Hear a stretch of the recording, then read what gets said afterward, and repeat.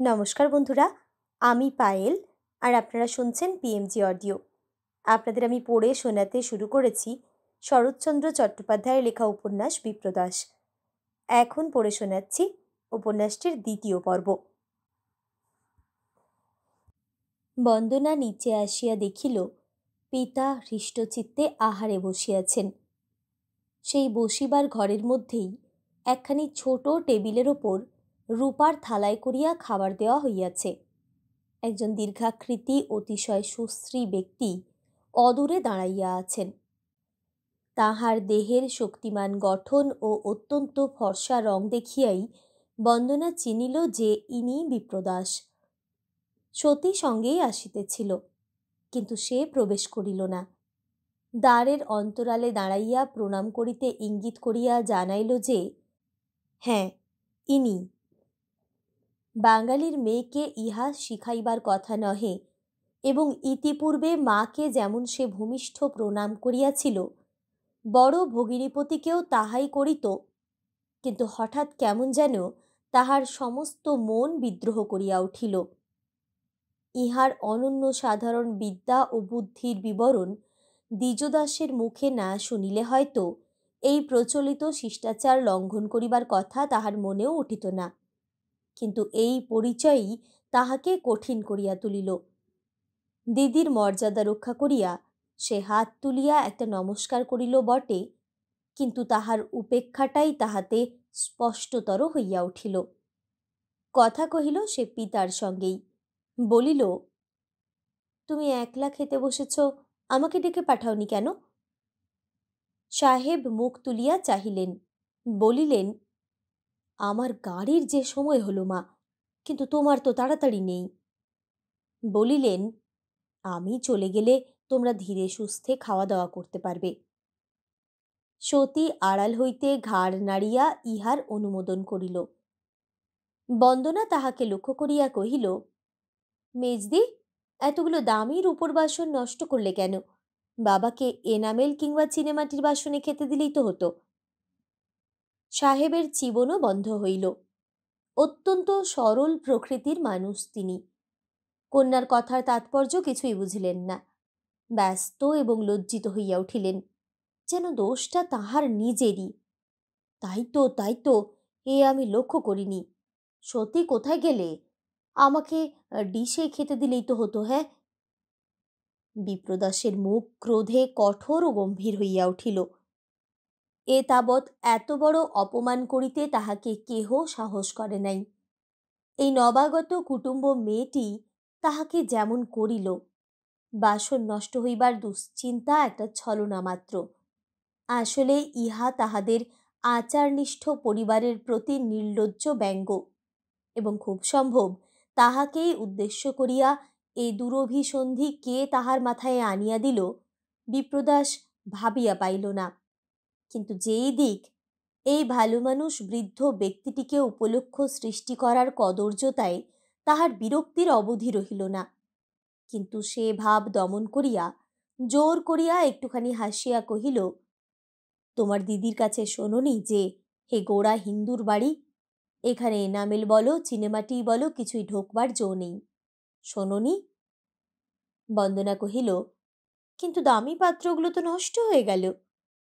সাহেব ব্যাকুল হইয়া বলিয়া উঠিলেন, কিন্তু শুনেছি ঘি মাখিয়ে একটুখানি পুড়িয়ে নিলেই। বিপ্রদাস এ কথায় কান দিল না। যেমন বলিতেছিল তেমনি বন্দনাকেই লক্ষ্য করিয়া কহিল, এ বাড়িতে রূপোর বাসনের অভাব নেই, কিন্তু বিশেষ কোনো কাজে লাগে না। তোমার বাবা সম্বন্ধে আমার গুরুজন, এ বাড়িতে অত্যন্ত সম্মানিত অতিথি। রূপোর বাসনের যত দামি হোক, তার মর্যাদার কাছে একেবারেই তুচ্ছ। তোমাদের আসার উপলক্ষে কতকগুলো যদি নষ্ট হয়েই যায়, যাক না। এই বলিয়া একটু মুচকিয়া হাসিয়া কহিল, তোমার দিদির মতো তোমারও যদি কোনো গোঁড়াদের বাড়িতে বিয়ে হয়, তোমার বাবা এলে তাকে মাটির সরাতে খেতে দিও, ফেলা গেলে কারো গায়ে লাগবে না। কি বলো বন্দনা?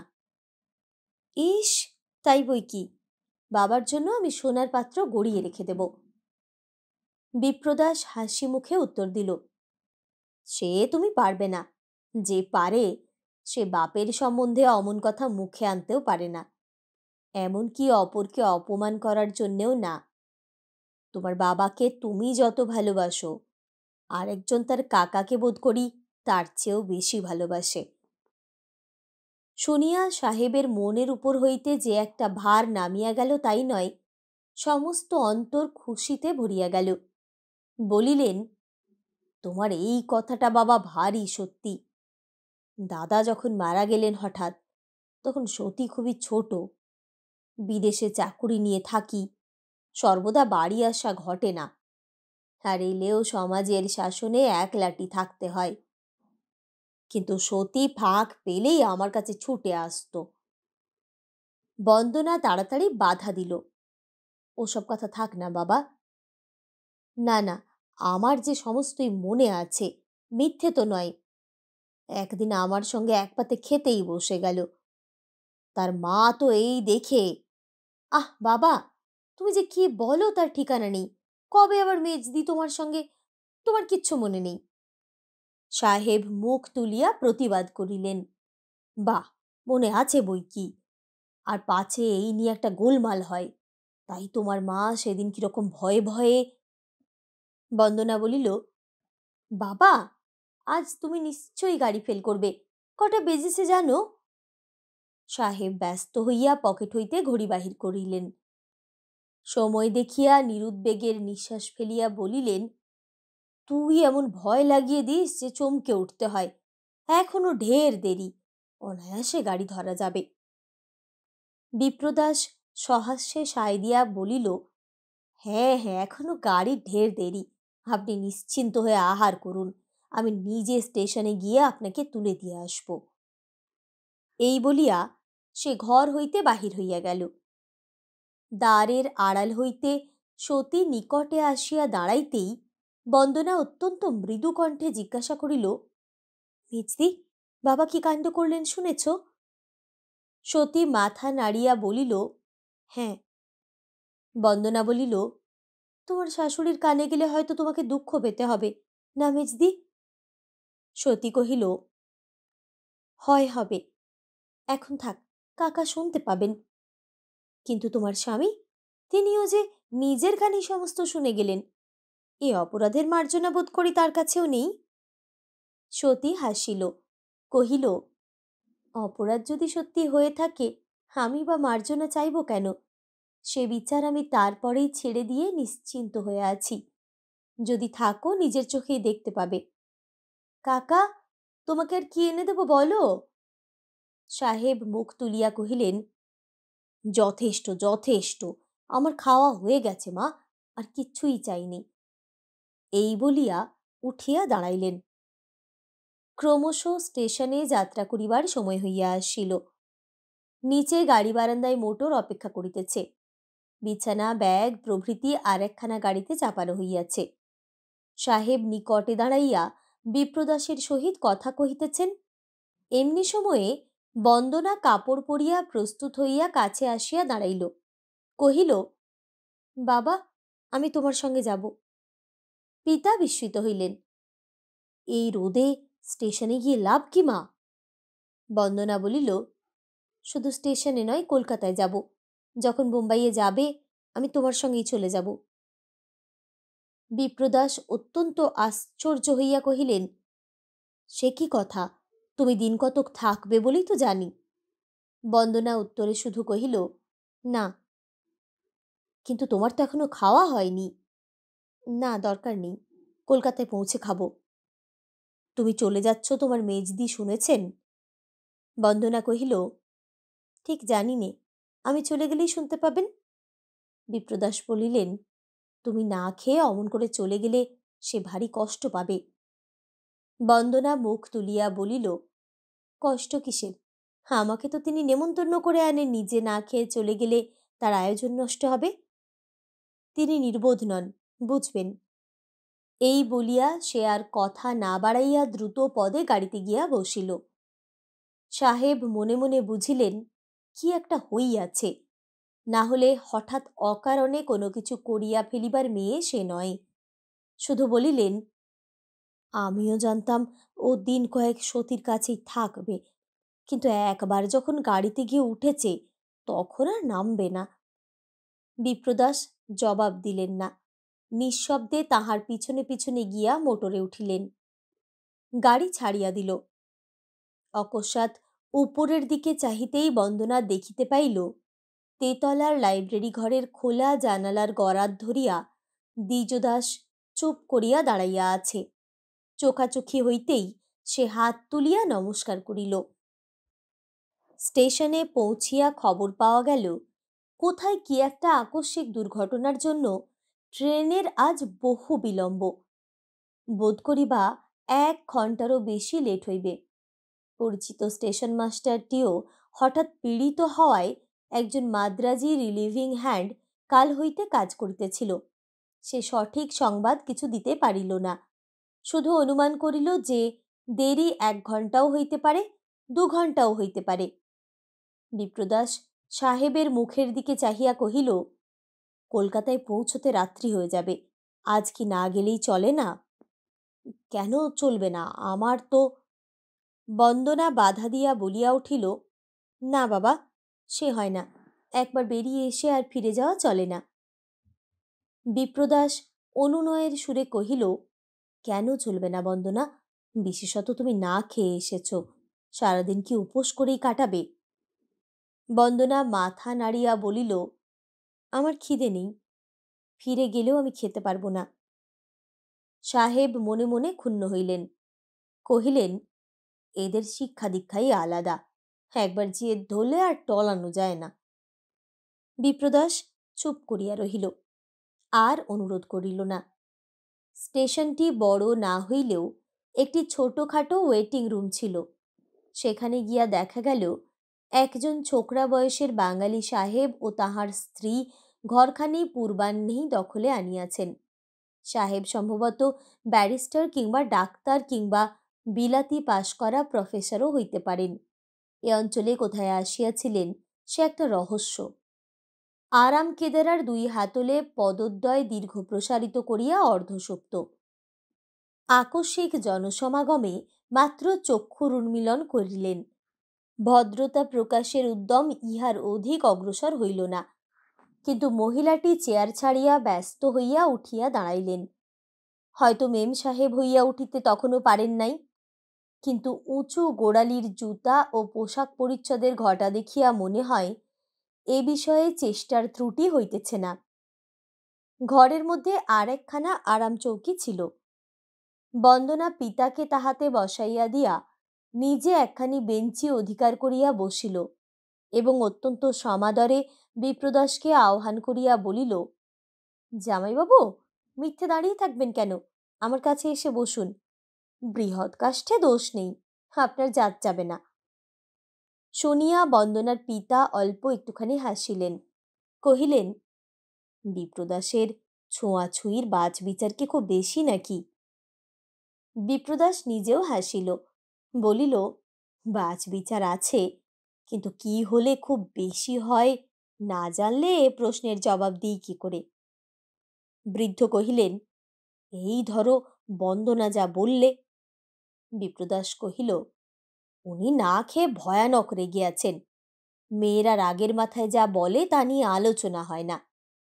বন্দনা বলিল, আমি রেগে নেই, একটুও রেগে নেই।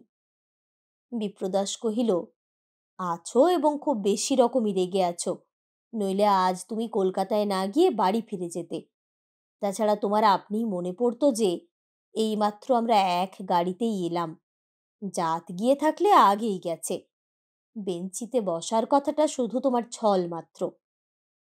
বন্দনা বলিল, হোক ছল, কিন্তু সত্যি বলুন তো মুখুজ্জে মশাই, আমাদের ছোঁয়াছুঁয়ি করার জন্য ফিরে গিয়ে আপনাকে আবার স্নান করতে হবে কিনা? চলো না, বাড়ি ফিরে গিয়ে নিজের চোখে দেখবে। না, জানেন আপনি, মাকে প্রণাম করতে গেলে তিনি ছোঁবার ভয়ে দূরে সরে গিয়েছিলেন। বলিতে বলিতেই তাহার মুখ ক্রোধে ও লজ্জায় রাঙা হইয়া উঠিল। বিপ্রদাস ইহা লক্ষ্য করিল। উত্তরে শুধু শান্তভাবে বলিল, কথাটা মিথ্যে নয়, অথচ সত্যিও নয়। এর আসল কারণ তার কাছে না থাকলে তুমি বুঝতে পারবে না, কিন্তু সে সম্ভাবনা তো নেই। না, নেই। এই তীব্র অস্বীকারের হেতু এতক্ষণে বিপ্রদাসের কাছে স্পষ্ট হইয়া উঠিল। মনে মনে তাহার ক্ষোভের অবধি রহিল না। ক্ষোভ নানা কারণে। বিমাতার সম্বন্ধে কথাটা আংশিক সত্যমাত্র, এবং সে নিজেও যেন ইহাতে কতকটা জড়াইয়া গেছে, অথচ বুঝাইয়া বলিবার সুযোগও নাই, সময়ও নাই। অন্যপক্ষে ধীর চিত্তে বুঝিবার মতো মনোবৃত্তিও বন্দনার একান্ত অভাব। সুতরাং চুপ করিয়া থাকা ভিন্ন আর উপায় ছিল না। বিপ্রদাস একেবারেই নীরব হইয়া রহিল। ছোকরা সাহেব পা নিচে নামাইয়া হাই তুলিয়া বসিলেন। জিজ্ঞাসা করিলেন, আপনি জমিদার বিপ্রদাস বাবু না? হ্যাঁ। আপনার নাম শুনেছি। পাশের গাঁয়ে আমার স্ত্রীর মামার বাড়ি। বেঙ্গলে যখন আসাই হলো, তখন ওর ইচ্ছে একবার দেখা করে যান, তাই আসা। আমি পাঞ্জাবে প্র্যাকটিস করি। বিপ্রদাস চাহিয়া দেখিল লোকটি তাহারই সমবয়সী। 1-8 বছরের এদিক ওদিক হইতে পারে, তার বেশি নয়। সাহেব কহিতে লাগিল, কালই আপনার কথা হচ্ছিল। লোকে বলে আপনি ভয়ানক, অর্থাৎ কিনা খুব কড়া জমিদার। অবশ্য 2-4 জন বামুন পণ্ডিতে গোঁড়া হিন্দু বলে বেশ তারিফও করলে। এখন দেখছি নেহাত কথাটা মিথ্যে নয়। অপরিচিতের এই অযাচিত আলোচনায় বন্দনা ও তাহার পিতা উভয়েই আশ্চর্য হইলেন, কিন্তু বিপ্রদাস কোনো উত্তর দিল না। বোধহয় সে এমনি অন্যমনস্ক ছিল যে সকল কথা তাহার কানে যায় নাই। তিনি পুনশ্চ বলিতে লাগিলেন, আমার লেকচারে আমি প্রায়ই বলে থাকি যে চাই রিয়েল সলিড শিক্ষা, ফাঁকিবাজি ধাপ্পাবাজি নয়। আপনার উচিত একবার ইউরোপ ঘুরে আসা। সেখানকার আবহাওয়া, সেখানকার ফ্রি এয়ার ব্রিথ না করে এলে মনের মধ্যে ফ্রিডম আসে না, কুসংস্কার থেকে মন মুক্ত হতে চায় না। আমি একাদিক্রমে 5 বছর সে দেশে ছিলাম। বন্দনার পিতা শেষ কথাটাই খুশি হইয়া কহিলেন, এ কথা সত্যি। উৎসাহ পাইয়া তিনি গরম হইয়া উঠিলেন। বলিলেন, এই ডেমোক্রেসির যুগে সবাই সমান, কেউ কারো ছোট নয়, এবং চাই প্রত্যেকেই নিজের অধিকার জোর করে অ্যাসার্ট করা, কনসিকোয়েন্স তার যাই হোক না কেন। আমার টাকা থাকলে আপনার জমিদারির প্রত্যেক প্রজাকে আমি নিজের খরচে ইউরোপ ঘুরিয়ে আনতাম। নিজের রাইট কাকে বলে এ কথা তখন তারা নিজেরাই বুঝত। বন্দনার বোধ করি ভারী খারাপ লাগিল। সে আস্তে আস্তে কহিল, জামাইবাবু তার প্রজাদের উপর অত্যাচার করেন, হে খবর আপনাকে কে দিলে? আশা করি আপনার মামা শ্বশুরের ওপর কোনো জুলুম হয়নি? ও, উনি বুঝি আপনার ভগিনীপতি? থ্যাঙ্কস। না, তিনি কোনো অভিযোগ করেননি। নিজের স্ত্রীকে উদ্দেশ্য করিয়া সহাস্যে কহিলেন, তোমার বোনেরা যদি এইরকম হতো। আপনি বোধ করি বিলেত ঘুরে এসেছেন, জাননি? যান যান। ফ্রিডম, সাহস, শক্তি কাকে বলে, সে দেশের মেয়েরা সত্যি কি, একবার স্বচক্ষে দেখে আসুন। আমি নেক্সট টাইম যাবার সময় ওকে সঙ্গে নিয়ে যাব স্থির করেছি। কেহ কোনো কথা কহিবার পূর্বেই স্টেশনের সেই রিলিভিং হ্যান্ডটি মুখ বাড়াইয়া জানাইল যে ট্রেন ডিস্টেন্স সিগন্যাল পার হইয়াছে, আসিয়া পড়িল বলিয়া। সকলে ব্যস্ত হইয়া প্ল্যাটফর্মে আসিয়া দাঁড়াইলেন। গাড়ি দাঁড়াইলে দেখা গেল ছুটির বাজারে যাত্রী সংখ্যার সীমা নাই। কোথাও তিল ধারণের জায়গা পাওয়া কঠিন। মাত্র একখানি ফার্স্ট ক্লাস ও আরেকখানি সেকেন্ড ক্লাস। সেকেন্ড ক্লাস ভর্তি করিয়া একদল ফিরিঙ্গি রেলওয়ে সার্ভেন্ট কলিকাতায় কি একটা খেলার উপলক্ষে চলিয়াছে, এবং বোধহয় তাহাদেরই কয়েকজন স্থানাভাবে ফার্স্ট ক্লাসে চড়িয়া বসিয়াছে। অপর্যাপ্ত মদ ও বিয়ার খাইয়া লোকগুলার চেহারাও যেমন ভয়ঙ্কর, ব্যবহারও তেমনি বেপরোয়া। গাড়ির দরজা আটকাইয়া সকলে সমস্বরে চিৎকার করিয়া উঠিল, গো, যাও যাও। স্টেশন মাস্টার আসিল, গার্ড সাহেব আসিল, তাহারা গ্রাহ্যই করিল না। ছোকরা সাহেব কহিলেন, উপায়? বন্দনা ভয়ে ভয়ে কহিল, চলুন আজ বাড়ি ফিরে যাই। বিপ্রদাস কহিল, না। না তো কি, না হয় রাত্রির ট্রেনে। ছোকরা সাহেব বলিলেন, সে ছাড়া আর উপায় কি, কষ্ট হবে তা হোক। বিপ্রদাস ঘাড় নাড়িয়া কহিল, না, গাড়িতে 4-5 জন আছে, আর 4-5 জনের জায়গা হওয়া চাই। বন্দনার পিতা ব্যাকুল হইয়া বলিলেন, চাই তো জানি, কিন্তু ওরা সব মাতাল যে। বিপ্রদাসের সমস্ত দেহ যেন কঠিন লোহার মতো ঋজু হইয়া উঠিল। কহিল, সে ওদের শখ, আমাদের অপরাধ নয়। উঠুন, আমি সঙ্গে যাব। এবং পরক্ষণেই গাড়ির হাতল ধরিয়া সজোরে ধাক্কা দিয়া দরজা খুলিয়া ফেলিল। বন্দনার হাত ধরিয়া টানিয়া লইয়া কহিল, এসো। ছোকরা সাহেবকে ডাকিয়া কহিল, রাইট অ্যাসার্ট করবেন তো স্ত্রী নিয়ে উঠে পড়ুন। অত্যাচারী জমিদার সঙ্গে থাকতে ভয় নেই। মাতাল সাহেবগুলো এই লোকটির মুখের পানে এক মুহূর্ত চাহিয়া থাকিয়া নিঃশব্দে গিয়া ওদিকের বেঞ্চে বসিয়া পড়িল। গণ্ডগোল শুনিয়া পাশের কামরায় সহযাত্রী সাহেবরা প্ল্যাটফর্মে নামিয়া দাঁড়াইল এবং রুক্ষ কণ্ঠে সমস্বরে প্রশ্ন করিল, হোয়াটসঅ্যাপ? ভাবখানা এই যে সঙ্গীতের হইয়া তারা বিক্রম দেখাইতে প্রস্তুত। বিপ্রদাস অদূরবর্তী গার্ডকে ইঙ্গিতে কাছে ডাকিয়া কহিল, এই লোকগুলো খুব সম্ভব ফার্স্ট ক্লাসের প্যাসেঞ্জার নয়, তোমাদের ডিউটি এদের সরিয়ে দেওয়া। সে বেচারাও সাহেব, কিন্তু অত্যন্ত কালো সাহেব, সুতরাং ডিউটি যাই হোক ইতস্তত করিতে লাগিল। অনেকেই তামাশা দেখিতেছিল। সেই মাদ্রাজি রিলিভিং হ্যান্ডটিও দাঁড়াইয়াছিল। তাহাকে হাত নাড়িয়া নিকটে ডাকিয়া বিপ্রদাস 5 টাকার একটা নোট দিয়া কহিল, আমার নাম আমার চাকরদের কাছে পাবে। তোমার কর্তাদের কাছে আর একটা তার করে দাও যে এই মাতাল ফিরিঙ্গির দল জোর করে ফার্স্ট ক্লাসে উঠেছে, নামতে চায় না।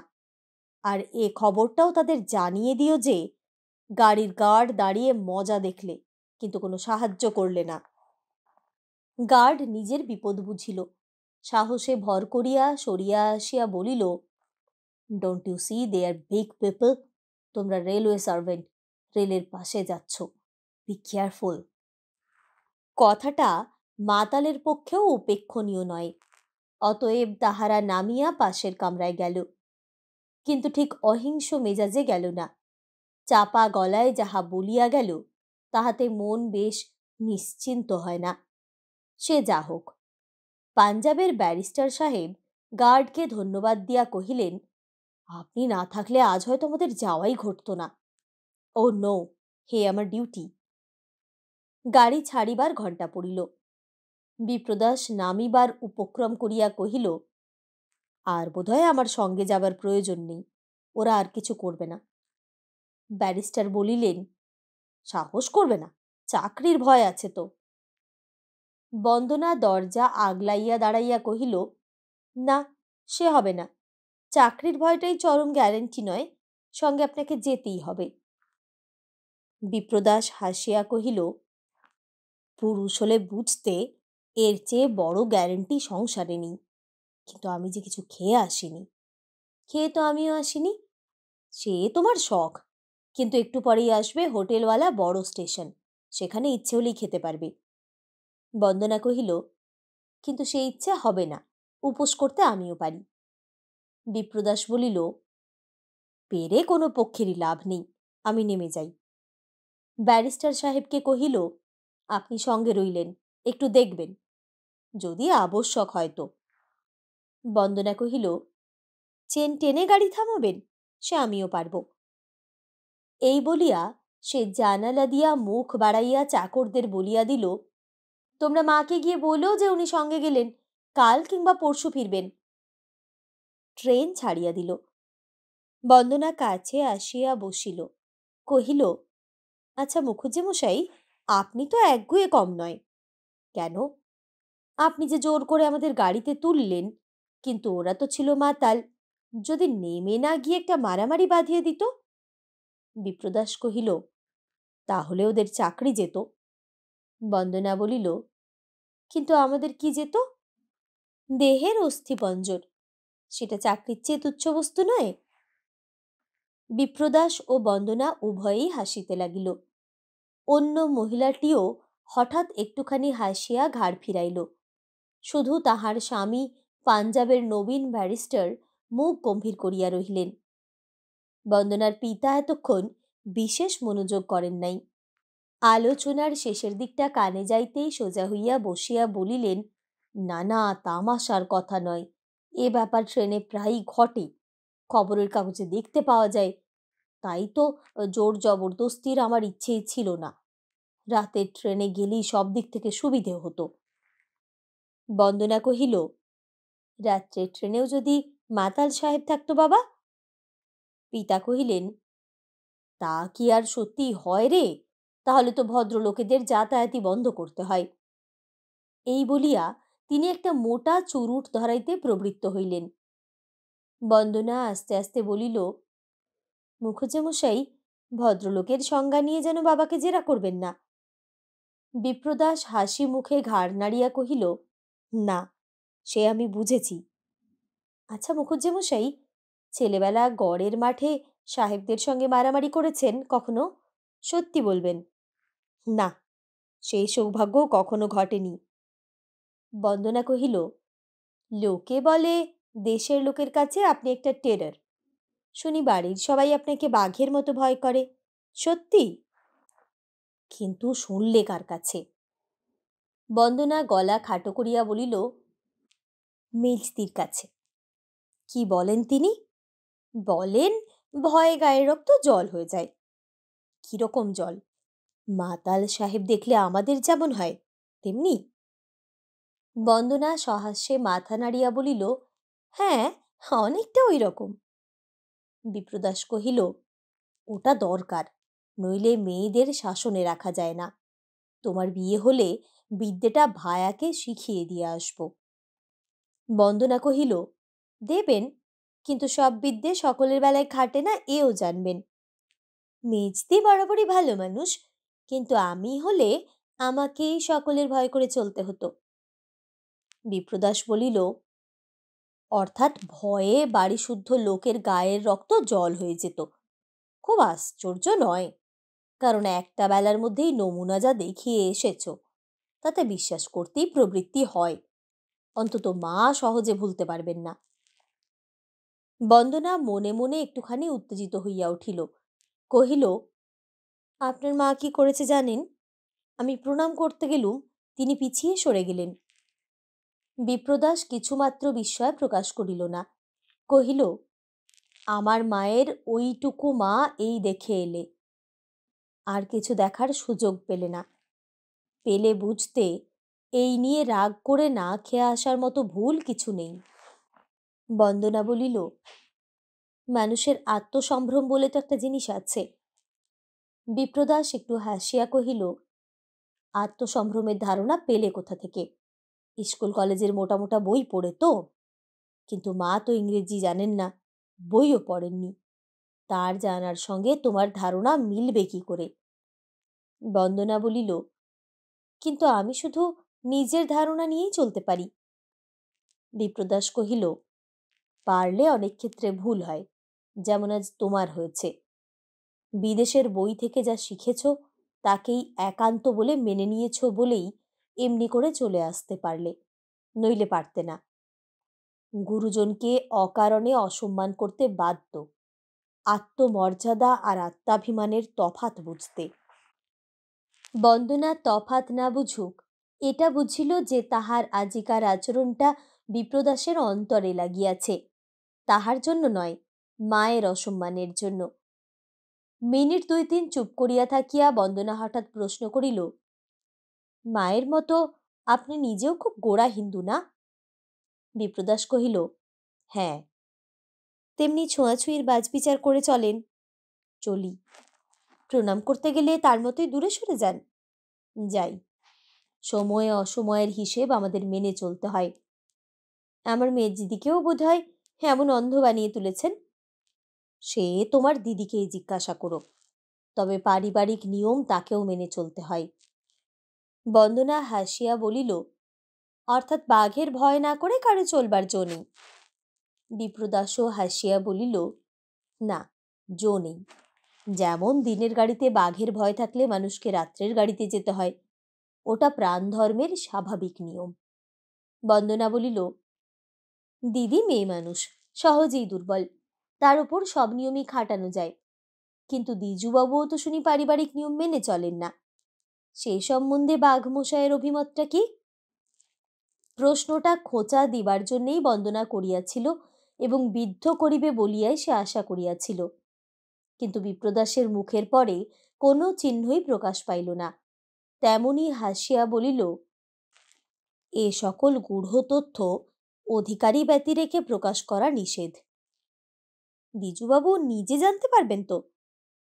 বিপ্রদাস ঘাড় নাড়িয়া কহিল, সময় হলেই পাবে।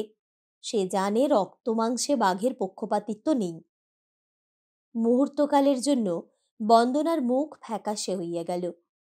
ইহার পরে সে যে কি প্রশ্ন করিবে ভাবিয়া পাইল না। এই পরিবর্তন বিপ্রদাসের তীক্ষ্ণ দৃষ্টিকে এড়াইল না। পিতা ডাকিলেন, বুড়ি, আমাকে একটু জল দাও তো মা। বন্দনা উঠিয়া গিয়া পিতাকে কুঁজা হইতে জল দিয়া ফিরিয়া আসিয়া বসিল। পুনশ্চ দ্বিজদাসের কথা পাড়িতে তাহার ভয় করিল। অন্য প্রসঙ্গের অবতারণা করিয়া কহিল, মেজদির শাশুড়ির জন্য নয়, কিন্তু আমার না খেয়ে আসায় মেজদি যদি দুঃখ পেয়ে থাকেন তো আমিও দুঃখ পাব। আমি সেই কথাই এখন ভাবছি। বিপ্রদাস কহিল, মেজদি কষ্ট পাবেন সেইটে হলো বড়, আর আমার মা যে লজ্জা পাবেন, বেদনা বোধ করবেন, সেটা হলো তুচ্ছ। তার মানে মানুষ আসল জিনিসটি না জানলে কত উল্টো চিন্তাই না করে। বন্দনা কহিল, একে উল্টো চিন্তা বলছেন কেন? বরঞ্চ এই তো স্বাভাবিক। বিপ্রদাস চুপ করিয়া রহিল। তাহার ক্ষুণ্ণ মুখের চেহারা বন্দনার চোখে পড়িল। বাহিরে অন্ধকার করিয়া আসিতেছিল, কিছুই দেখা যায় না। তথাপি জানালার বাহিরে চাহিয়া বন্দনা বহুক্ষণ চুপ করিয়া বসিয়া রহিল। অন্যদিন এই সময়ে ট্রেন হাওড়ায় পৌঁছায়, কিন্তু আজ এখনো 2-3 ঘণ্টা দেরি। সেই মুখ ফিরাইয়া দেখিল, বিপ্রদাস পকেট হইতে একটা ছোট খাতা বাহির করিয়া কি সব লিখিয়া যাইতেছে। জিজ্ঞাসা করিল, আচ্ছা মুখুজ্যেমশাই, একটা কথার জবাব দেবেন। কি কথা? আপনি বলছিলেন আপনার আত্মসম্ভ্রম বোধ শুধু স্কুল কলেজের বই পড়া ধারণা, কিন্তু আপনার মা তো স্কুল কলেজে পড়েননি, তার ধারণা কোথাকার শিক্ষা? বিপ্রদাস বিস্মিত হইল, কিন্তু কিছু বলিল না। বন্দনা কহিল, তাঁর সম্বন্ধে কৌতূহল আমি মন থেকে সরাতে পারছি নে। তিনি গুরুজন, আমি অস্বীকার করি নে, কিন্তু সংসারে সেই কথাটাই কি সকল কথার বড়? বিপ্রদাস পূর্ববৎ স্থির হইয়া রহিল। বন্দনা বলিতে লাগিল, আজ আমরা ছিলুম তার বাড়িতে অনাহুত অতিথি। এ তো আমার বই পড়া বিদেশের শিক্ষা নয়, তবুও এসব কিছুই নয়। শুধু বয়সে ছোট বলেই কি আমারই অপমানটা আপনারা অগ্রাহ্য করবেন? এখনো বিপ্রদাস কিছুই বলিল না, তেমনি নীরবে রহিল। বন্দনা কহিল, তবুও তার কাছে আমি ক্ষমা চাইছি। তার আচরণের জন্য দিদি যেন দুঃখ না পান। একটু থামিয়া বলিল, আমার মা বাপ বিলেত গিয়েছিলেন বলে মেম সাহেব ছাড়া তাকে আর কিছুই তিনি ভাবতেই পারেন না। শুনেছি এই জন্যেই নাকি আজও মেজদির গঞ্জনার পরিসমাপ্তি ঘটেনি। তার ধারণার সঙ্গে আমার ধারণা মিলবে না, তবু তাকে বলবেন, আমি যাই হই, অপমানটা অপমান ছাড়া আর কিছু নয়, দিদির শাশুড়ি করলেও না। বলিতে বলিতে তাহার চোখের কোণে জল আসিয়া পড়িল। বিপ্রদাস ধীরে ধীরে বলিল, কিন্তু তিনি তো তোমাকে অপমান করেননি। বন্দনা জোর দিয়া বলিল, নিশ্চয়ই করেছেন। বিপ্রদাস তৎক্ষণাৎ উত্তর দিল না। কয়েক মুহূর্ত নীরবে থাকিয়া কহিল, না, অপমান তোমাকে মা করেননি, কিন্তু তিনি নিজে ছাড়া এ কথা তোমাকে কেউ বোঝাতে পারবে না। তর্ক করে নয়, তার কাছে থেকে এ কথা বুঝতে হবে। বন্দনা জানালার বাহিরে চাহিয়া রহিল। বিপ্রদাস বলিতে লাগিল, একদিন মার সঙ্গে বাবার ঝগড়া হয়। কারণটা তুচ্ছ, কিন্তু হয়ে দাঁড়ালো মস্ত বড়। তোমাকে সকল কথা বলা চলে না, কিন্তু সেই দিন বুঝেছিলাম আমার এই লেখাপড়া না জানা মায়ের আত্মমর্যাদা বোধ কত গভীর। বন্দনা সহসা ফিরিয়া দেখিল অপরিসীম মাতৃগর্ভে বিপ্রদাসের সমস্ত মুখ যেন উদ্ভাসিত হইয়া উঠিয়াছে। কিন্তু সে কিছুই না বলিয়া জানালার বাহিরেই চাহিয়া রহিল। বিপ্রদাস বলিতে লাগিল, অনেক দিন পরে কি একটা কথার সূত্রে একদিন মাকে এই কথাই জিজ্ঞাসা করেছিলাম, মা, এত বড় আত্মমর্যাদা বোধ তুমি পেয়েছিলে কোথায়? বন্দনা মুখ না ফিরাইয়াই কহিল, কি বললেন তিনি? বিপ্রদাস কহিল, জানো বোধহয় মায়ের আমি আপন ছেলে নই। তার নিজের দুটি ছেলে মেয়ে আছে, দ্বিজু আর কল্যাণী। মা বললেন, তোদের তিনটিকে একসঙ্গে এক বিছানায় যিনি মানুষ করে তোলবার ভার দিয়েছিলেন, তিনি এই বিদ্যে আমাকে দান করেছিলেন বাবা, অন্য কেউ নয়। সেই দিন থেকেই জানি মায়ের এই গভীর আত্মসম্মান বোধই কাউকে একটা দিনের জন্য জানতে দেয়নি তিনি আমার জননী নন, বিমাতা। বুঝতে পারো এর অর্থ? ক্ষণকাল নীরবে থাকিয়া পুনরায় সে বলিতে লাগিল, অভিবাদনের উত্তরে কে কতটুকু হাত তুললে, কতটুকু সরে দাঁড়ালো, নমস্কারের প্রতি নমস্কারে কে কতখানি মাথা নোয়ালে, এই নিয়ে মর্যাদার লড়াই সকল দেশেই আছে। অহংকারের নেশার খোরাক তোমাদের পাঠ্যপুস্তকের পাতায় পাতায় পাবে, কিন্তু মা না হয়েও পরের ছেলের মা হয়ে যেদিন মা আমাদের বৃহৎ পরিবারে প্রবেশ করলেন, সেদিন আশ্রিত আত্মীয় পরিজনের গলায় গলায় বিষের থলি যেন উপচে উঠল। কিন্তু যে বস্তু দিয়ে তিনি সমস্ত বিষ অমৃত করে তুললেন, সে গৃহকর্ত্রীর অভিমান নয়, সে গৃহিণীপনার জবরদস্তি নয়, সে মায়ের স্বকীয় মর্যাদা। সে এত উঁচু যে তাকে কেউ লঙ্ঘন করতে পারলে না। কিন্তু এ তত্ত্ব আছে শুধু আমাদের দেশে, বিদেশিরা এ খবর তো জানে না। তারা খবরের কাগজের খবর দেখে বলে এদের দাসী, বলে অন্তঃপুরে শেকল পরা বাঁধি। বাইরে থেকে হয়তো তাই দেখায়, দোষ তাদের দিনে। কিন্তু বাড়ির দাসদাসীর সেবার নিচে অন্নপূর্ণার রাজেশ্বরী মূর্তি তাদের যদিও বা না চোখে পড়ে, তোমাদেরও কি পড়বে না? বন্দনা অভিভূত চক্ষে বিপ্রদাসের মুখের প্রতি চাহিয়া রহিল। ব্যারিস্টার সাহেব অকস্মাৎ জোর গলায় বলিয়া উঠিলেন, ট্রেন এতক্ষণে হাওড়া প্ল্যাটফর্মে ইন করলে। বন্দনার পিতার বোধ করি তন্দ্রা আসিয়াছিল। চমকিয়া চাহিয়া কহিলেন, বাঁচা গেল। বন্দনা মৃদু কণ্ঠে চুপি চুপি বলিল, আমার কলকাতায় নামতে আর যেন ভালো লাগছে না মুখুজ্জে মশাই। ইচ্ছে হচ্ছে আপনার মার কাছে ফিরে যাই, গিয়ে বলি, মা আমি ভালো করিনি, আমাকে মার্জনা করুন। বিপ্রদাস শুধু হাসিল, কিছু বলিল না। স্টেশনে নামিয়া সে জিজ্ঞাসা করিল, আপনি কোথায় যাবেন? রায় সাহেব বলিলেন, গ্র্যান্ড হোটেলেই তো বরাবর উঠি, তাদের কাছে তারও করে দিয়েছি, ওইখানেই উঠব। এই লোকটির সম্মুখে গ্র্যান্ড হোটেলের কথায় বন্দনার কেমন যেন আজ লজ্জা করিতে লাগিল। পাঞ্জাবের ব্যারিস্টার সাহেব গাড়ির অত্যন্ত লেট হওয়ার প্রতি নিরতিশয় ক্রোধ প্রকাশ করিয়া বারবার জানাইতে লাগিলেন তাহাকে বিএন লাইনে যাইতে হইবে, অতএব ওয়েটিং রুম ব্যতীত আজ আর গত্যন্তর নাই।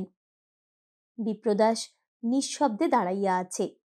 রায় সাহেব নিজেও একটুখানি যেন লজ্জিত হইয়াই কহিলেন, কিন্তু বিপ্রদাস, তুমিও বোধহয় আমাদের সঙ্গে গ্র্যান্ড হোটেলে? বলিয়াই বিপ্রদাস হাসিয়া ফেলিল, কহিল, আমার জন্য চিন্তা নাই, বউবাজারে দ্বিজুর একটা বাড়ি আছে, প্রায়ই আসতে হয়, লোকজন সবই আছে। আচ্ছা, আজ সেইখানেই কেন সকলে চলুন না? বন্দনা পুলকিত হইয়া উঠিল, চলুন, সবাই সেইখানেই যাব। তাহার মাথার উপর হইতে যেন একটা বোঝা নামিয়া গেল। আনন্দের প্রাবল্যে অপর দুই সহযাত্রীকে সেই সাদরে আহ্বান করিয়া সবাই মিলিয়া মোটরে গিয়া উঠিল।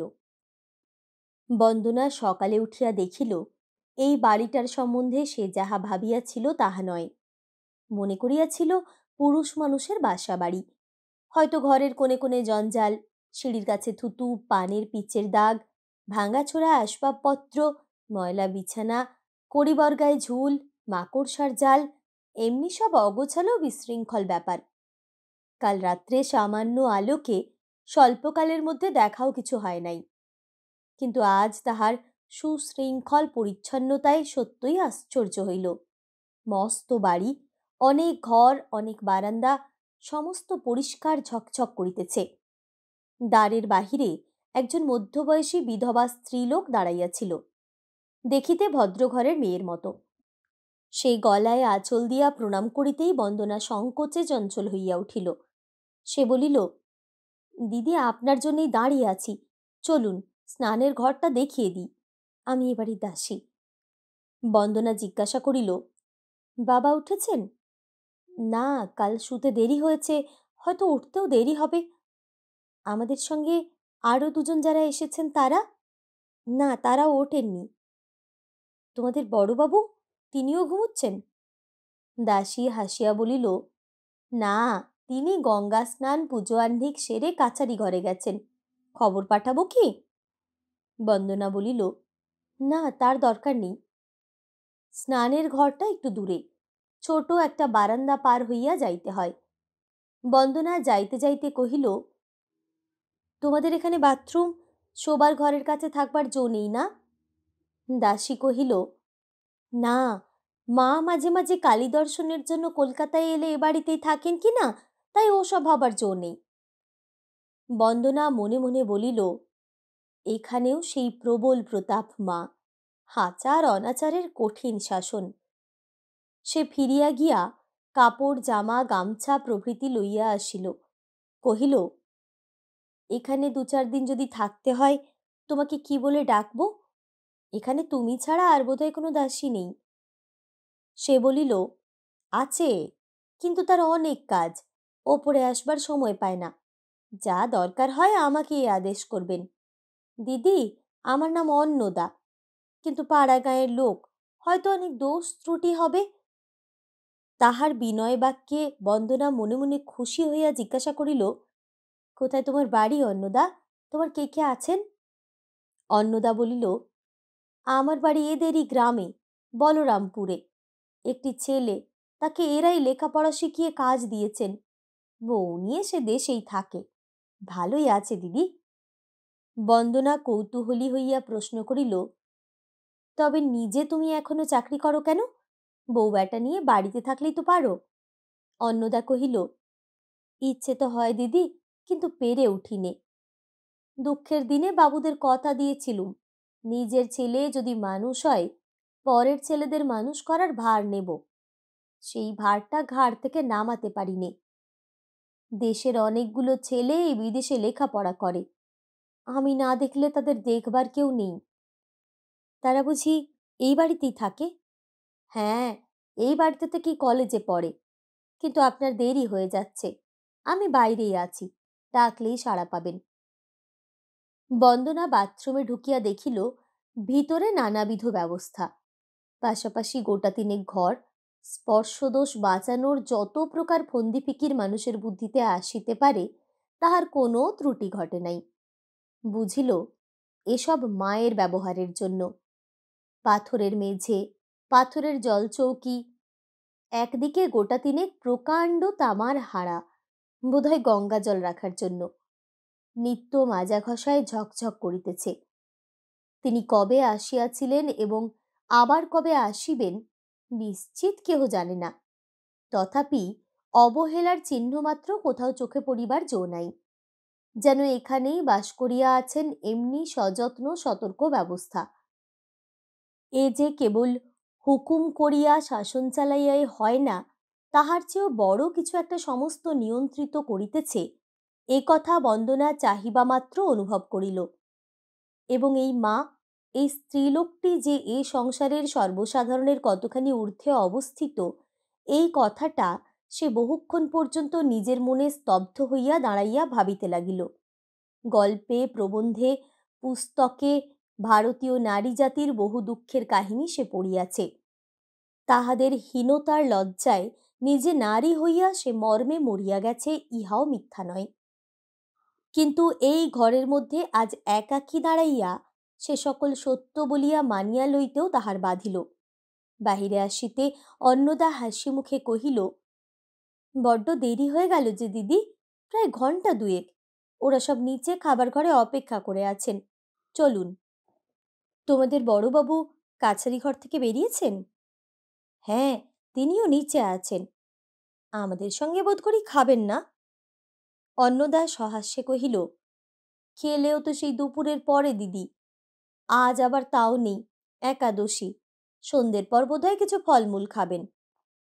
বন্দনা কি করিয়া যেন বুঝিয়াছিল এই গৃহে এই স্ত্রীলোকটি ঠিক দাসী জাতীয় নয়। কহিল, তিনি তো আর বামুনের ঘরের বিধবা নয়, একাদশীর উপোস করবেন কোন দুঃখে? কাল গাড়িতে একাদশী না হোক, দশমীর উপবাস তো এমনি হয়ে গেছে। অন্নদা বলিল, তা হোক, উপোস ওর গায়ে লাগে না। মা বলেন, আর জন্মে তপস্যা করে বিপিন এ জন্মে উপোস সিদ্ধির বর পেয়েছে। ওর খাওয়া দেখলে অবাক হতে হয়। বন্দনা নিচে আসিয়া দেখিল তাহাদের অভ্যস্ত চা, রুটি, ডিম প্রভৃতি টেবিলে সুসজ্জিত, এবং পিতা ও সস্ত্রীক পাঞ্জাবের ব্যারিস্টার ক্ষুধায় চঞ্চল, অধৈর্য তাহাদের প্রায় শেষ সীমায় উপনীত। মুহূর্তে খবরের কাগজ ফেলিয়া দিয়া সাহেব অনুযোগের কণ্ঠে কহিলেন, এত দেরি মা, সকালবেলাটায় আর তো কোনো কাজ হবে না দেখছি। বিপ্রদাস অদূরে বসিয়াছিল। বন্দনা জিজ্ঞাসা করিল, মুখুজ্জে মশাই, আপনি খাবেন না? বিপ্রদাস কথাটা বুঝিল, হাসিয়া কহিল, চা আমি খাইনি, খাই শুধু ডাল ভাত, তার সময়েই নয়। আমার জন্য চিন্তা নেই, তুমি বসে যাও। বন্দনা ইহার উত্তর দিল না। পিতা এবং অতিথি দুজনকে উদ্দেশ্য করিয়া কহিল, আমার অপরাধ হয়ে গেছে, বলে পাঠানো উচিত ছিল, কিন্তু হয়নি। খাবার ইচ্ছে আমার নেই, কিন্তু আপনারা আর অপেক্ষা করবেন না, আরম্ভ করে দিন। আমি বরঞ্চ আপনাদের চা তৈরি করে দিই। এই বলিয়া সে তৎক্ষণাৎ কাজে লাগিয়া গেল। সকলেই ব্যস্ত হইয়া পড়িলেন। চাকরটা একধারে দাঁড়াইয়াছিল, সে কুণ্ঠিত হইয়া উঠিল। পিতা উদ্বেগের সহিত জিজ্ঞাসা করিলেন, অসুখ করেনি তো মা? সস্ত্রীক ব্যারিস্টার সাহেব কি যে বলিবেন ভাবিয়া পাইলেন না। বন্দনা চা তৈরি করিতে করিতে কহিল, না বাবা, অসুখ করেনি, শুধু খেতে ইচ্ছে করছে না। তাহলে কাজ নেই, কাল বেশি রাত্রের খাওয়াটা বোধ করি তেমন হজম হয়নি। তাছাড়া দিনের বেলা পিত্তি পড়ে গেল কি না, তাই বোধহয় হবে। বেলা হলে মুখুজ্জে মশাইয়ের সঙ্গে বসে ডাল ভাত খাবো, এ বাড়িতে সে হয়তো হজম করতে পারবো। কথাটায় আর কেহ তেমন খেয়াল করিল না, কিন্তু বিপ্রদাসের মুখের উপর দিয়া যেন একটা কালো ছায়া মুহূর্তের জন্য ভাসিয়া গেল। চাকরটা কি ভাবিয়া হঠাৎ বলিয়া ফেলিল, আজ একাদশী, ও বেলায় দুটো ফলমূল ছাড়া তো আর কিছু খান না। বন্দনা এইমাত্র এই কথা শুনিয়া আসিয়াছিল, তথাপি বিস্ময়ের ভান করিয়া বলিল, শুধু ফলমূল? বেশ হালকা খাওয়া, সেই বোধহয় খুব ভালো হবে, নাম খুঁজে মশাই। বিপ্রদাস হাসিয়া ঘাড় নাড়িল বটে, কিন্তু কেহ যে তাহাকে স্বচ্ছন্দে উপহাস করিতে পারে আজ এই প্রথম জানিয়া মনে মনে সে যেন স্তব্ধ হইয়া রহিল, এবং তাহার মুখের প্রতি চাহিয়া বন্দনাও বোধ করি ইহা অনুভব করিল। কাজকর্ম সারিয়া বন্দনা পিতার সহিত যখন বাসায় ফিরিয়া আসিল, তখন অপরাহ্নবেলা। সস্ত্রীক ব্যারিস্টার সাহেব জাদুঘর, চিড়িয়াখানা, গড়ের মাঠ, ভিক্টোরিয়া, স্মৃতিসৌধ প্রভৃতি কলিকাতার প্রধান দ্রষ্টব্য বস্তু সকল পরিদর্শন করিয়া তখনও ফিরেন নাই। রাত্রের গাড়িতে তাহাদের যাইবার কথা, কিন্তু প্রোগ্রাম বদল করিয়া যাত্রাটা আপাতত তাহারা বাতিল করিয়াছেন। রায় সাহেব কাপড় ছাড়িতে তাহার ঘরে চলিয়া গেলেন। বন্দনার নিজের ঘরের সম্মুখে দেখা হইল অন্নদার সঙ্গে। সে হাসি মুখে অনুযোগের সুরে বলিল, দিদি, সারাদিন তো না খেয়ে কাটলো। আপনার ফলমূল সমস্ত আনিয়ে রেখেছি, একটু শিগগির করে মুখ হাত ধুয়ে নিন, আমি ততক্ষণে সব তৈরি করে ফেলি, কি বলেন? কিন্তু বড়বাবু, মুখুজ্জেমশাই, তিনি কই? অন্নদা কহিল, তার জন্য ব্যস্ত হবার দরকার নেই দিদি, এসব তার রোজগার ব্যাপার, খাওয়ার চেয়ে না খাওয়াটাই তার নিয়ম। কিন্তু কই তিনি? তিনি গেছেন দক্ষিণেশ্বরে কালী দর্শন করতে, এখনই আসবেন। বন্দনা কহিল, সেই ভালো, তিনি এলেই হবে। কিন্তু বাকি সকলে, তাদের কি ব্যবস্থা হলো? চলো তো অন্নদা, তোমাদের রান্নাঘরটা একবার দেখে আসি। অন্নদা কহিল, চলুন, কিন্তু এ বেলায় তাদের ব্যবস্থা তো রান্নাঘরে হয়নি দিদি, ব্যবস্থা হয়েছে হোটেলে, খাবার সেখান থেকেই আসবে। বন্দনা আশ্চর্য হইয়া গেল। সে কি কথা? এ পরামর্শ তোমাদের দিলে কে? বড়বাবু নিজেই হুকুম দিয়ে গেছেন। কিন্তু সেসব অখাদ্য কুখাদ্য তারা খাবেন কোথায়? এই বাড়িতে? তোমাদের মা শুনলে বলবেন কি? অন্নদা অপ্রতিভ হইয়া উঠিল, কহিল, না, তিনি শুনতে পাবেন না, নিচের একটা ঘরে সব ব্যবস্থা হয়ে গেছে, বাসনপত্র হোটেলওয়ালারাই নিয়ে আসবে, কোনো অসুবিধে হবে না। বন্দনা বলিল, হুকুম তো দিয়ে গেলেন, কিন্তু তামিল করলে কে? তার কাছে একবার আমাকে নিয়ে যেতে পারো? সে আর বেশি কথা কি দিদি, চলুন নিয়ে যাচ্ছি, চলো। মুখুজ্জেদের একটা বড় রকমের তেজারতি কারবার কলিকাতায় চলে। নিচের তলায় গোটাচারেক ঘর লইয়া অফিস, কেরানি, গোমস্তা, সরকার, পেয়াদা, ম্যানেজার প্রভৃতি ব্যবসায়ের যাবতীয় লোকজন সেখানে কাজ করে। বন্দনা প্রবেশ করিতেই সকলে উঠিয়া দাঁড়াইল। বয়স ও পদমর্যাদার লক্ষণে ম্যানেজার ব্যক্তিটিকে সহজে চিনিতে পারিয়া সে ইঙ্গিতে তাহাকে বাহিরে ডাকিয়া আনিয়া কহিল, হোটেলে হুকুম দিয়ে এসেছিলেন কি আপনি নিজে? ম্যানেজার ঘাড় নাড়িয়া স্বীকার করিলে কহিল, আর একবার যান, তাদের বারণ করে দিয়া আসুন। ম্যানেজার বিস্মিত হইল, ইতস্তত করিয়া কহিল, বড়বাবু ফিরে না আসা পর্যন্ত। বন্দনা কহিল, তখন হয়তো আর বারণ করবার সময় থাকবে না, মুখুজ্জেমশাই রাগ করলে আমার ওপর করবেন, আপনার ভয় নেই, যান, দেরি করবেন না। এই বলিয়াই সে ফিরিতে উদ্যত হইল, উত্তরের অপেক্ষাও করিল না। হতবুদ্ধি ম্যানেজার ভাবিল, মন্দ নয়, বিপ্রদাসের হুকুম অমান্য করা কঠিন, এমনকি অসম্ভবও বলা চলে, কিন্তু এই অপরিচিত মেয়েটির সুনিশ্চিত নিঃসংশয় শাসন অবহেলা করাও কম কঠিন নয়, প্রায় তেমনই অসম্ভব। ক্ষণকাল বিমূঢ়ের ন্যায় স্তব্ধ থাকিয়া দ্বিধার স্বরে কহিল, আগে যাই তাহলে, নিষেধ করে আসি, কিছু আগাম দেওয়া হয়ে গেছে। তা হোক, আপনি দেরি করবেন না। এই বলিয়া সে ফিরিয়া আসিল। সন্ধ্যার পরে ফিরিয়া আসিয়া বিপ্রদাস খবর শুনিল। খুশি হইবে কি রাগ করিবে হঠাৎ ভাবিয়া পাইল না। রান্নাঘরে আসিয়া দেখিল আয়োজন প্রায় সম্পূর্ণ। বন্দনা ছোট একটা টুল পাতিয়া পাচক ব্রাহ্মণকে লইয়া ব্যস্ত। উঠিয়া দাঁড়াইয়া কৃত্রিম বিনয়ের কণ্ঠে কহিল, রাগের মাথায় ম্যানেজার বাবুকে বরখাস্ত করে আসেননি তো মুখুজ্জেমশাই? বিপ্রদাস কহিল, মুখুজ্জেমশাই যেমন বদরাগী, এ খবর তোমায় দিলে কে? বন্দনা বলিল, লোকে বলে বাঘের গন্ধ 1 যোজন দূর থেকে পাওয়া যায়। বিপ্রদাস হাসিয়া ফেলিল, কিন্তু অতিথিদের উপায় হবে কি? এদের সকলের যে রাত্রে ডিনার করা অভ্যেস, তার কি করি বলো তো? বন্দনা কহিল, যার না হলে নয়, তাকে লোক দিয়ে হোটেলে পাঠিয়ে দিন, বিলের টাকা আমি দেব। তামাশা নয় বন্দনা, এ হয়তো ঠিক ভালো হলো না।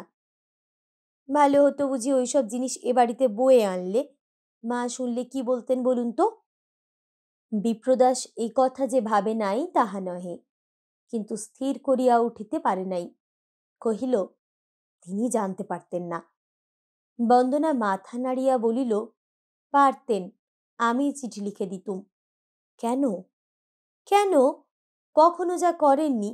দুদিনের এই কটা বাইরের লোকের জন্য কিসের জন্য তা করতে যাবেন? কক্ষনো না। শুনিয়া বিপ্রদাস শুধু যে খুশি হইল তাই নয়, বিস্ময়াপন্ন হইল। কিছুক্ষণ চুপ করিয়া থাকিয়া বলিল, কিন্তু তুমি যে কাল থেকে কিছুই খাওনি বন্দনা, রাগ কি পড়বে না? তাহার কণ্ঠস্বরে এবার একটু স্নেহের সুর লাগিল। বন্দনা মৃদু কণ্ঠে জবাব দিল, রাগিয়ে দিয়েছিলেন কেন? কিন্তু শুনুন, আপনার খাবার ফলমূল সব আনানো আছে। ততক্ষণে সন্ধে আহ্নিক আপনি সেরে নিন, আমি গিয়ে তৈরি করে দেব। কিন্তু আর কেউ যদি দেয়, আমি আজও খাবো না, তা বলে দিচ্ছি। আচ্ছা, এসো। এই বলিয়া বিপ্রদাস উপরে চলিয়া গেল। প্রায় ঘণ্টাখানেক পরে বন্দনা ফলমূল মিষ্টান্নের সাদা পাথরের থালা হাতে লইয়া বিপ্রদাসের ঘরে আসিয়া দাঁড়াইল। অন্নদার হাতে আসন ও জলের গ্লাস। জল হাতে সমস্তটা সে সযত্নে মুছিয়া ঠাঁই করিয়া দিল। বিপ্রদাস বন্দনার পানে চাহিয়া সবিস্ময়ে কহিল, তুমি কি আবার এখন স্নান করলে নাকি? আপনি খেতে বসুন, বলিয়া সে পাত্রটা নামাইয়া রাখিল। বিপ্রদাস আসনে বসিয়া পুনরায় সেই প্রশ্নই করিল, সত্যি আবার স্নান করে এলে নাকি? অসুখ করবে যে।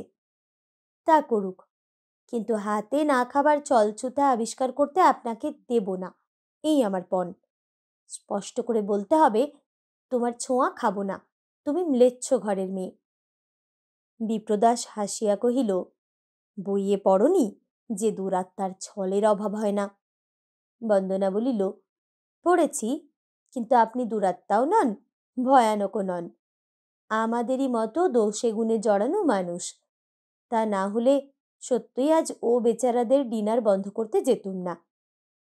কিন্তু সত্যি কারণটা কি? সত্যি কারণটাই আপনাকে বলেছি। আপনাদের পরিবারে ওটা চলে না, না দেশের বাড়িতে না এখানে। কিসের জন্য ও কাজ করতে যাবেন? কিন্তু জানো তো, সবাই ওরা বিলেত ফেরত, এমনি খাওয়াতেই ওরা অভ্যস্ত। বন্দনা কহিল, অভ্যেস যাই হোক, তবুও বাঙালি। বাঙালি অতিথি ডিনার খেতে না পেয়ে মারা গেছে, কোথাও এমন নজির নেই। সুতরাং এ অজুহাত অগ্রাহ্য, ওটা আপনার বাজে কথা। বিপ্রদাস কহিল, তবে কাজের কথাটা কি শুনি? বন্দনা বলিল, সে আমি ঠিক জানি নে, কিন্তু বোধহয় যা আপনি মুখে বলেন তার সবটুকু ভেতরে মানেন না। নইলে মাকে লুকিয়ে এ ব্যবস্থা করতে কিছুতেই রাজি হতেন না। লোকে আপনাকে মিথ্যেই অত ভয় করে। যাকে করা দরকার সে আপনি নয়, আপনার মা। শুনিয়া বিপ্রদাস কিছুমাত্র রাগ করিল না, বরঞ্চ হাসিয়া বলিল, তুমি দুজনকেই চিনেছ, কিন্তু ব্যাপারটা যে মাকে লুকিয়ে হচ্ছিল, এ খবর তুমি শুনলে কার কাছে? বন্দনা নাম করিল না, শুধু কহিল, আমি জিজ্ঞেস করে জেনে নিয়েছি। সে এত বড় দুর্ঘটনা যে মেজ দিয়ে আমাকে কোনো দিনও ক্ষমা করতে পারবেন না। চিরদিন অভিসম্পাত করে বলবেন, বন্দনার জন্যেই এমন হলো, তাই এই কাজ কিছুতেই করতে আমি আপনাকে দিতে পারি নে। বিপ্রদাস কহিল, তুমি পরমাত্মীয়, কুটুম্বের মধ্যে সকলের বড়, এ তোমার যোগ্য কথা।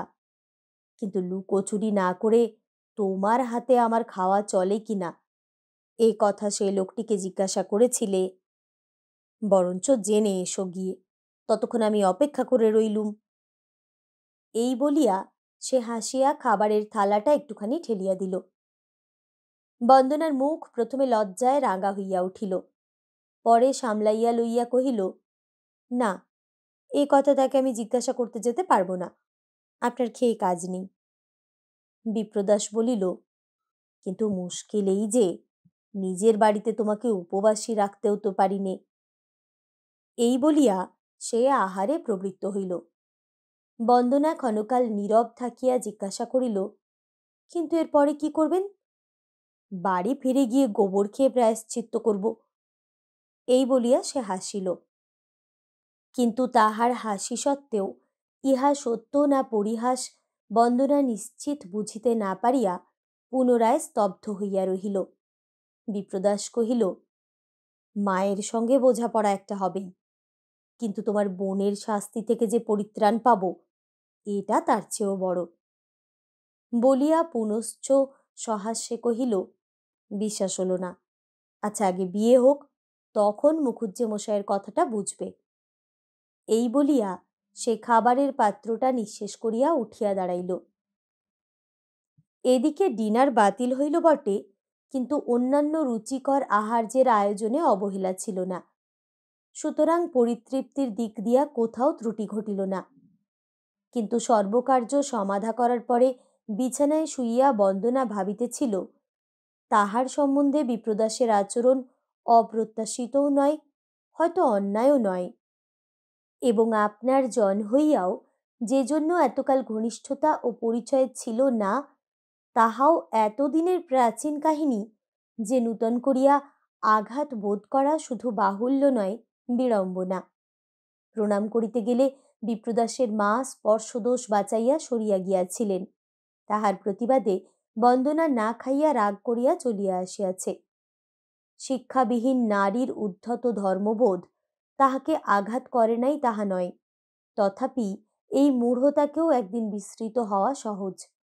কিন্তু বিপ্রদাস যাহা করিল, তাহার প্রতিবাদে কি করা উচিত বন্দনা খুঁজিয়া পাইল না। তাহার হাতের ছোঁয়া ফলমূল মিষ্টান্ন সে খাইয়াছে সত্য, কিন্তু স্বেচ্ছায় নয়, দায়ে পড়িয়া। পাছে বলরামপুরের কদর্য কাণ্ড এখানেও ঘটে এই ভয়ে, এ যেন পাগলের হাত হইতে আত্মরক্ষা করিতে। কিন্তু এই অনাচার বিপ্রদাসের লাগিয়াছে। বাড়ি ফিরিয়া সে প্রায়শ্চিত্ত করিবে, এই কথাটা কেমন করিয়া যেন নিশ্চয়ই অনুমান করিয়া বন্দনার চোখে ঘুম রহিল না। অথচ এই কথাও বহুবার ভাবিল, ব্যাপারটা এত গুরুতর কিসের? তাহাদের চলার পথ তো এক নয়। সংসারে উভয়ের জন্য প্রশস্ত স্থান যথেষ্ট রহিয়াছে। দৈবাৎ সংঘর্ষ যদি একদিন বাঁধিয়াই থাকে, বাঁধিলই বা।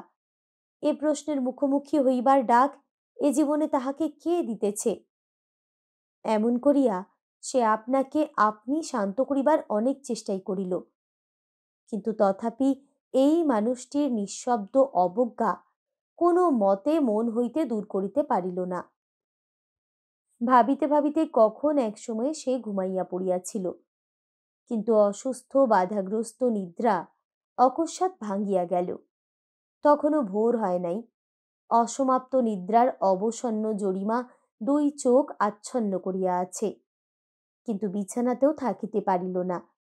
বাহিরে আসিয়া বারান্দার রেলিংয়ে ভর দিয়া দাঁড়াইয়া চাহিয়া দেখিল, কালো আকাশ নিশান্তের অন্ধকারে গাঢ়তর হইয়া উঠিয়াছে। দূরে বড় রাস্তায় কচ্ছিৎ কদাচিৎ গাড়ির শব্দ অস্ফুটে শোনা যায়। লোক চলাচলের তখনও অনেক বিলম্ব। সমস্ত বাড়িটাই একান্ত নীরব।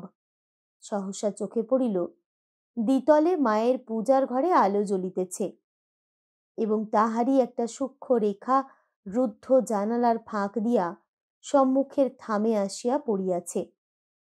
একবার মনে করিল চাকরেরা হয়তো আলোটা নিভাইতে ভুলিয়াছে, কিন্তু পরক্ষণেই মনে হইল হয়তো বিপ্রদাস পূজায় বসিয়াছে। কৌতূহল অদম্য হইয়া উঠিল। বুঝিল হঠাৎ দেখা হইয়া গেলে লজ্জা রাখিবার ঠাঁই রহিবে না। এই রাত্রে ঘর ছাড়িয়া নিচে আসার কোনো কারণই দেওয়া যাইবে না, কিন্তু আগ্রহ সংবরণ করিতে পারিল না। ধ্যানের কথা বন্দনা পুস্তকে পড়িয়াছে, ছবিতে দেখিয়াছে, কিন্তু ইহার পূর্বে কখনো চোখে দেখে নাই। নিঃশব্দ রাত্রির নিঃসঙ্গ অন্ধকারে সেই দৃশ্যই আজ তাহার দৃষ্টিগোচর হইল। বিপ্রদাসের দুই চোখ মুদ্রিত, তাহার বলিষ্ঠ দীর্ঘ দেহ আসনের পরে স্তব্ধ হইয়া আছে। উপরের বাতির আলোটা তাহার মুখে কপালে প্রতিফলিত হইয়া পড়িয়াছে। বিশেষ কিছুই নয়, হয়তো আর কোনো সময় দেখিলে বন্দনার হাসিই পাইত, কিন্তু তন্দ্রা জড়িত চক্ষে এ মূর্তি আজ তাহাকে মুগ্ধ করিয়া দিল।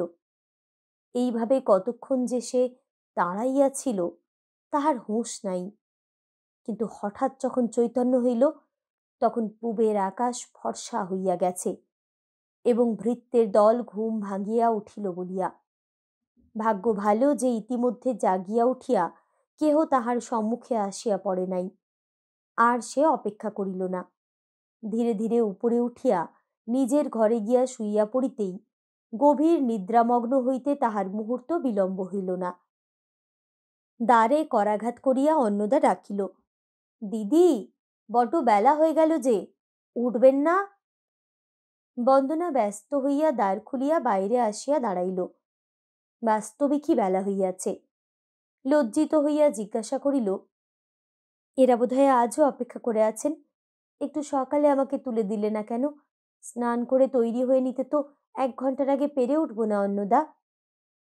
তাহার বিপন্ন মুখের পানে চাহিয়া অন্নদা হাসিয়া বলিল, ভয় নেই দিদি, আজ আর ওরা সবুর করতে পারেননি, শেষ করে নিয়েছেন।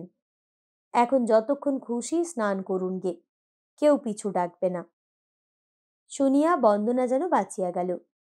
সেও হাসি মুখে কহিল, তোমাদের অনেক জিনিসই পছন্দ করি নে সত্যি, কিন্তু এটা করি।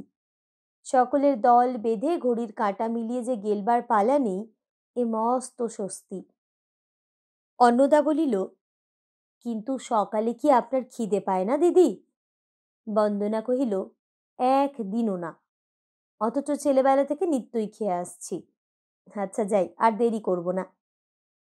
এই বলিয়া সে চলিয়া গেল।